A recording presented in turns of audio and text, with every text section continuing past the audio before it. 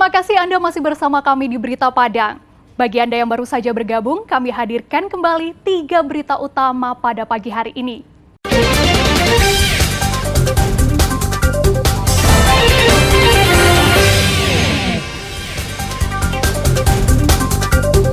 Loket pembayaran untuk sholat di Masjid Terapung, Painan telah dipindahkan. Seorang pemuda di Payakumbuh yang dilaporkan melakukan penganiayaan ternyata juga menyimpan narkoba di dalam celananya. Petugas PLN dan Satpol PP Kota Padang menyita sejumlah meteran dan aliran listrik di kawasan wisata Pantai Padang.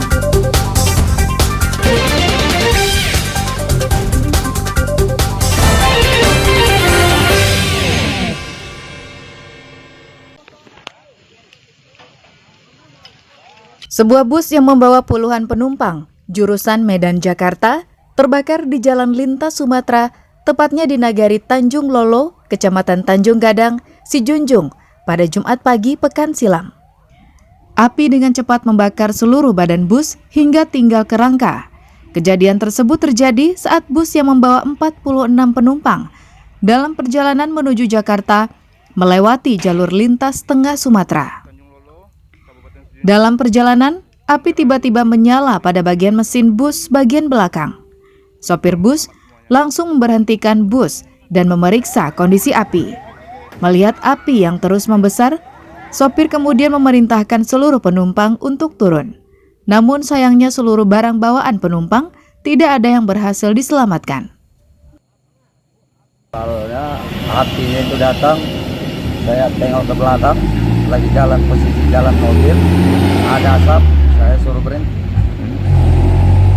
Berhenti, saya langsung lari ke belakang. Saya tengok api dari mesin, bukan koslet ya, koslet lain. Mesin nyambar ke oli, ke turbo. 5 menit. Setelah itu saya menjerit-jerit biar aman penumpang. Saya turun semua. Penumpang belum ada bergerak, turun dari mobil. Saya menjerit-jerit, tolong turun. Ini nggak bisa diamankan lagi, saya bilang. Udah, saya penumpang turun semua dari depan. Polisi yang datang ke lokasi kemudian mendata para penumpang dan mengatur pemindahan penumpang ke bus lain yang memiliki kantor perwakilan di Darmasraya. Bis yang dari Medan menuju ke Jakarta ini mengalami musibah, yaitu terjadinya kebakar. Akibat dari kebakaran itu tersendiri, untuk korban alhamdulillah tidak ada. Keseluruhan penumpang itu kurang lebih ada 46 orang dan mereka sekarang udah kita amankan dan kita oper ke bis yang selanjutnya. Tidak ada korban jiwa dalam peristiwa ini, sedangkan kerugian ditaksir mencapai ratusan juta rupiah.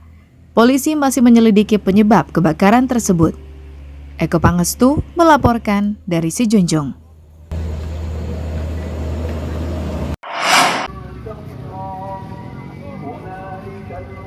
Sempat viral dan mendapat penolakan dari masyarakat. Loket pembayaran untuk salat di Masjid Terapung Samudra Ilahi, Carocok Painan sudah dipindahkan. Sabtu siang, loket retribusi masuk kawasan wisata tersebut telah dikembalikan ke tempat semula di samping masjid. Sebelumnya, pemerintah kabupaten menempatkan loket itu tepat berada di depan Masjid Terapung, sehingga setiap orang yang hendak menuju masjid mesti membayar Rp5.000.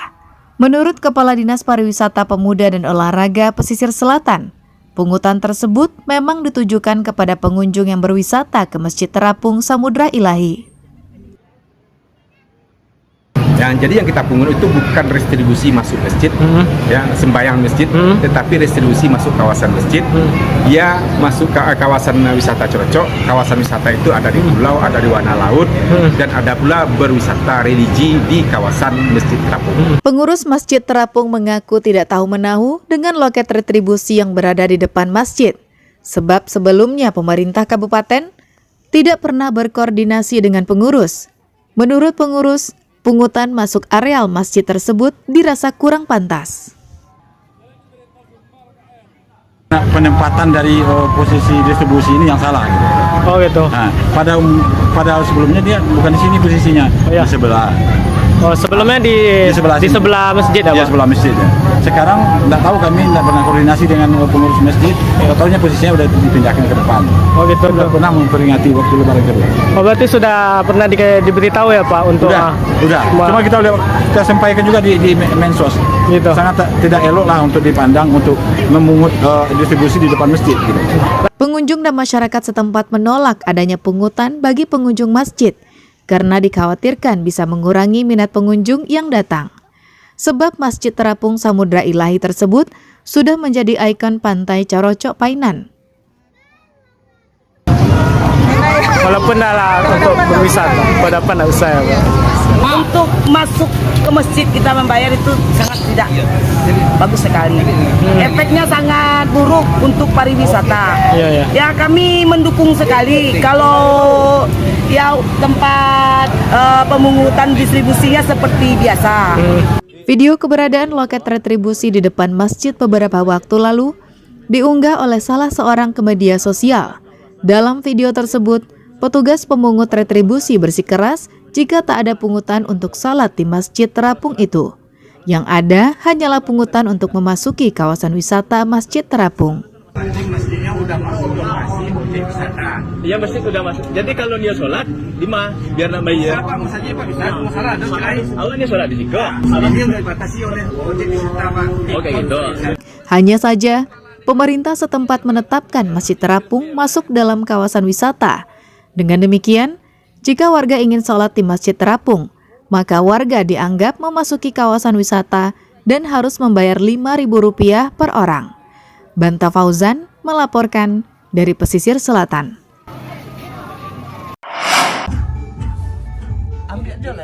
Rio, warga Kelurahan Nunang Dayabangun, Kecamatan Payakumbuh Barat, ditangkap polisi di sebuah warung di Kelurahan Ibuh, Kota Payakumbuh pada Jumat malam pekan lalu.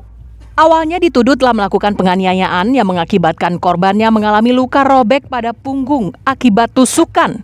Saat dilakukan penggeledahan, di dalam celana tersangka yang juga residivis kasus narkoba ini, ditemukan 9 paket sabu-sabu dan 1 paket ganja kering. Penggeledahan kemudian dilanjutkan ke rumah tersangka dan ditemukan alat untuk konsumsi narkoba dan plastik pembungkus paket sabu-sabu. Selain itu, polisi juga menyita sejumlah senjata tajam yang ditemukan di rumah tersangka.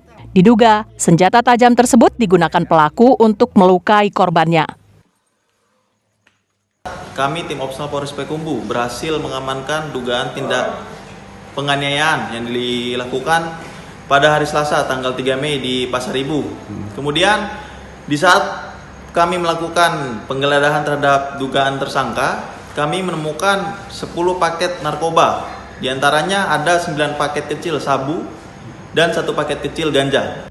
Tersangka terancam dijerat dengan pasal 170, junto pasal 351 KUHP, dan pasal 112 junto pasal 114 Undang-Undang Nomor 35 tentang penyalahgunaan narkoba dengan hukuman maksimal, hukuman mati. Alfi melaporkan dari Payakumbuh.